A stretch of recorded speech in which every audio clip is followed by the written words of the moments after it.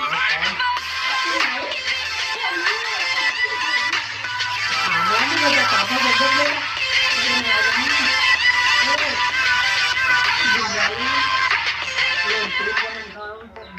ก็กราบสวัสดีผม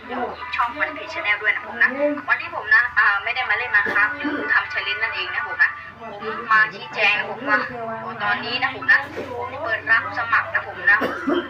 นักแสดงในไมค์ครับผมนะผมมีแผนว่าจะทำเป็นซีรีส์ผมซีรีส์หนังอะไรประมาณนี้ผมนะเป็นตอนไปเป็นภาคไปนะผมนะก็เดี๋ยวผมเปิดรับสมัครใครสนใจนะจะมาเป็นนักแสดงของช่องของเรามีส่วนร่วมนะผมนะก็อย่าลืมมาคอมเมนต์นะผมนะใครที่สนใจผมคอมเมนต์ใต้คลิปนี้เลยนะผมเดี๋ยวผมจะทักจะคุยในส่วนตัวผมนะถ้าสนใจผมอย่าลืมคอมเมนต์มาก็มีการเดี๋ยวผมแจ้งอีกทีนะผมนะว่าจะเปิดรับสมัครนี้เลยตามนี้เลยครับตามนี้เลยที่เราจะเปิดรับสมัครนะผมนะก็อย่าลืม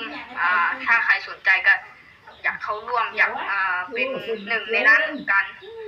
ตัวละครนักแสดงผมก็อย่าลืมคอมเมนต์มาเป็นนักแสดงให้กับช่องผมด้วยผมนั้นไม่มีอะไรแล้วนะผมนะก็ขอตัวลาไปก่อนครับสวัสดีครับอยู่ๆเป็นยังไงแต่บางทีเราไปขึ้นมาเสียวปั๊บนี่ปั๊บนี่เป็นอะไรไม่รู้จะยึดเข้าลงนะ